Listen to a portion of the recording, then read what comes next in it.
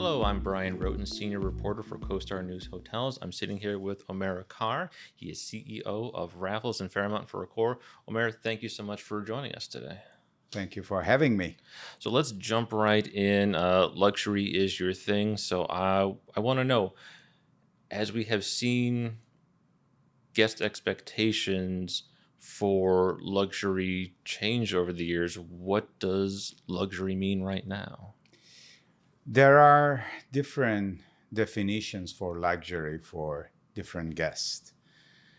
We used to talk about personalization a few years back, but today it is just a basic requirement. When a traveler goes, they want to be recognized. So we say it's not doing more, it's recognizing more. Okay. So luxury traveler wants to be recognized for their needs, for their requirements, and each stay has to be created according to their wish. So how do you do that then with Raffles and Fairmont? In Fairmont, we call it Make Spatial Happen. Okay. That's our campaign title. And at Raffles, we call it Butler Did It. And Butler Did It, it's also a great recognition of our legendary service since 1887 in Raffles, Singapore. The journey has started there. And in Fairmont, since 1907, we are also a centennial brand to make sure that we deliver that consistently. But for the team, it's all about creating a culture. You can scale many things, but a culture, you have to live in it. And that culture with the spirit of making spatial happen, or Butler did it by recognizing our guests and feel them spatial, make them feel spatial, is very important, because today's traveler, they don't remember the stay, but they remember how we make them feel. And that's what we get a return guest, because they want to come back and feel the same. Makes a lot of sense. So then, as you look to the future of your brands, what do you think luxury is going to look like years from now?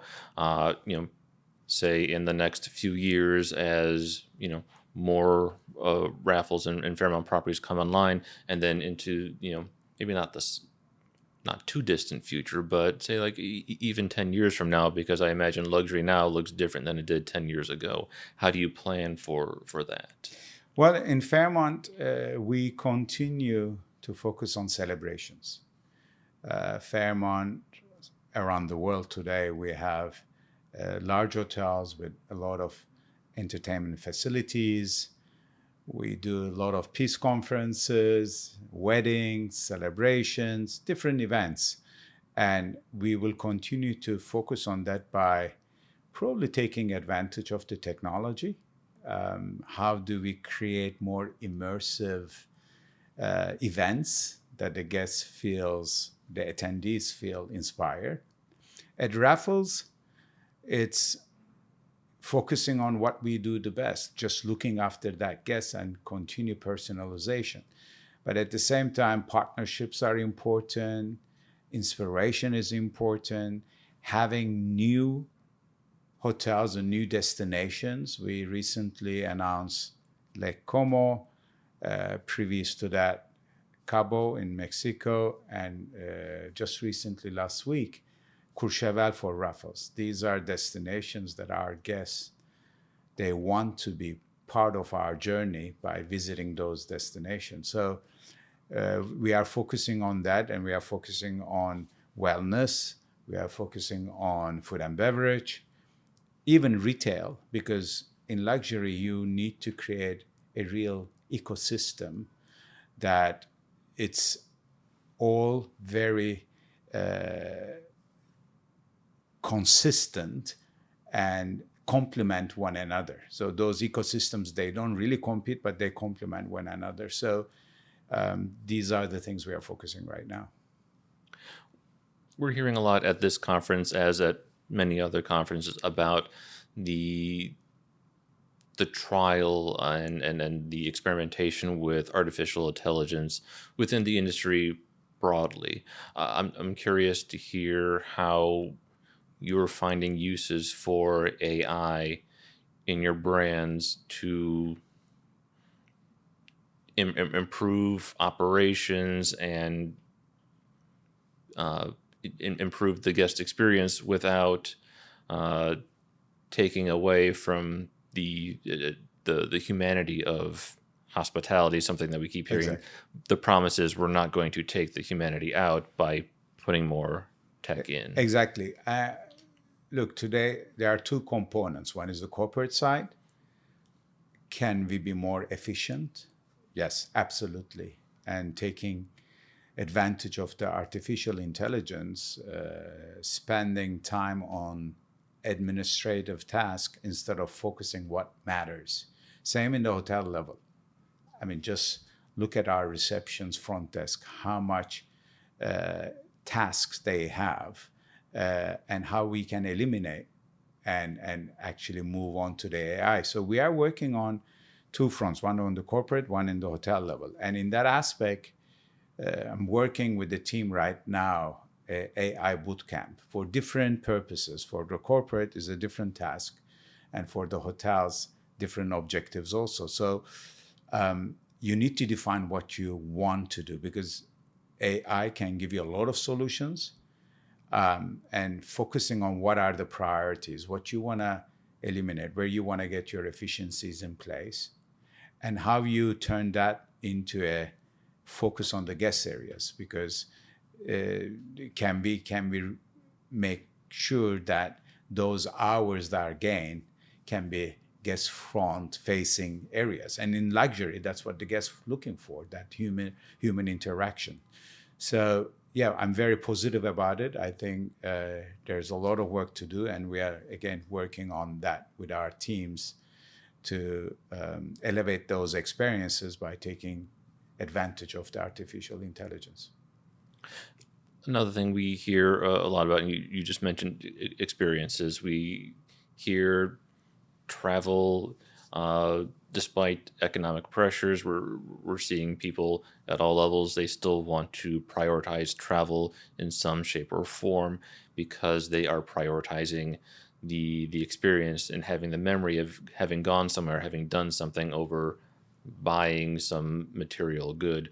What are you seeing from guests at your properties? What are the experiences that they are wanting now, and how are you adapting to that?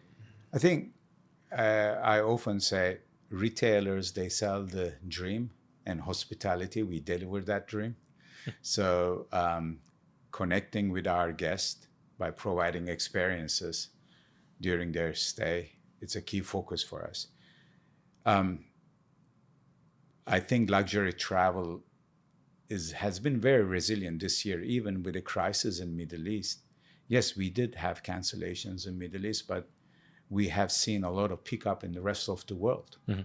So I'm glad to hear that our guests they just did not cancel their trip, but they booked somewhere else, which is great.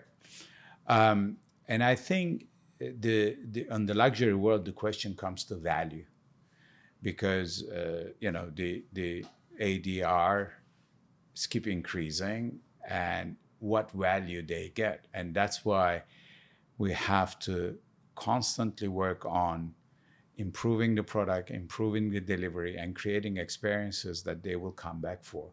So it's it's everyday mission. So it's more than a destination. I would say it's a journey. As we look at the current development environment, not just in the U.S. but in other parts of the world, not the easiest of times to get new projects started. So, what is the path forward for Raffles and Fairmont in terms of growth, in, both in terms of the types of projects you're looking to pursue, as well as where you're finding those opportunities to grow?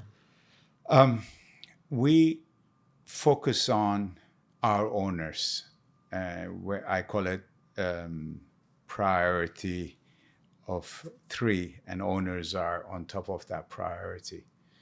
And when you look at that, there is a inflation, construction cost, financing cost, everything is keep increasing. At the same time, in the luxury world, ADR is increasing as well. So how do we make sure that underwriting makes still sense? And that comes from operational discipline, very accurate pro formas that make sense, make sure they are achievable, and listening our owners and align with them, because a lot of the time, again, creating those ecosystem where there is a wellness, food and beverage, retail, different components. MICE in Fairmont is very important. 33% of our business are groups and incentives, and it comes from MICE. How do we focus on those? That alignment with an ownership is a critical factor on the success. And we have seen that on new projects that we listen, and sometimes also they have solutions that we were not aware. It's specific solutions to that market, and adapting them and creating unparalleled experiences for the guests. So it makes sense to create that harmony with an ownership by aligning the objectives. But again, it comes from operational discipline and making sure that you deliver what is promised. Now, do Raffles and Fairmont Properties, is there any opportunities do you ever do conversions with those brands, or those specifically, those are new build project or adapter use? No, absolutely. We do. I mean, we are working on Lake Como as a conversion, is a beautiful old property right by the lake. So it will be converted to a Raffles. We do many in Portugal, in Vila Moura. We are converting a beautiful resort into a Fairmont. So I would say you have a lot of greenfield, but we do also work on conversions. We have a few of them right now. Are there branded residences ever involved in any of your projects, or are those not part of the... We do branded residences. We do both adjacent to the property or standalone. The key is the programming. We don't just put the brand on the wall. How do we program it? Do we need a kids club? Do we need meeting facilities? Do we need a little boulangerie, a coffee shop? Obviously, wellness, well-being is a very attractive point, and a beautifully designed, created spaces. So it's not only the residential sale is the focus, is how you create a program around it, and then you create a community. And we always say, the biggest sign of loyalty, somebody choose to live under your roof as a brand. Well, Omer, thank you so much for joining us today and helping us out with these questions. And thanks all of you for tuning in. Thank you. Thank you very much for having me.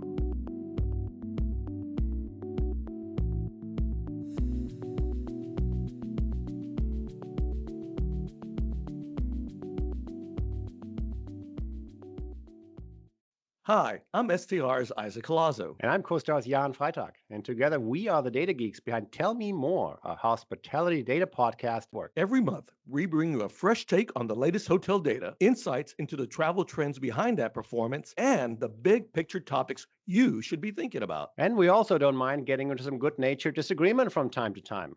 Hey, when Isaac and I start talking data together, anything can happen, and it usually does. Subscribe to the podcast on Apple Podcasts, Spotify, or wherever you like to listen. This episode of the CoStar News Hotels podcast was recorded on June 2nd, 2026 at the NYU International Hospitality Investment Forum by Meredith Sheridan and edited for podcast by Bryan Wroten. Head to CoStar.com/hotel news for more coverage from that event and more. You can find all of our podcasts on Apple, Spotify, YouTube, or your platform of choice. Thanks for listening.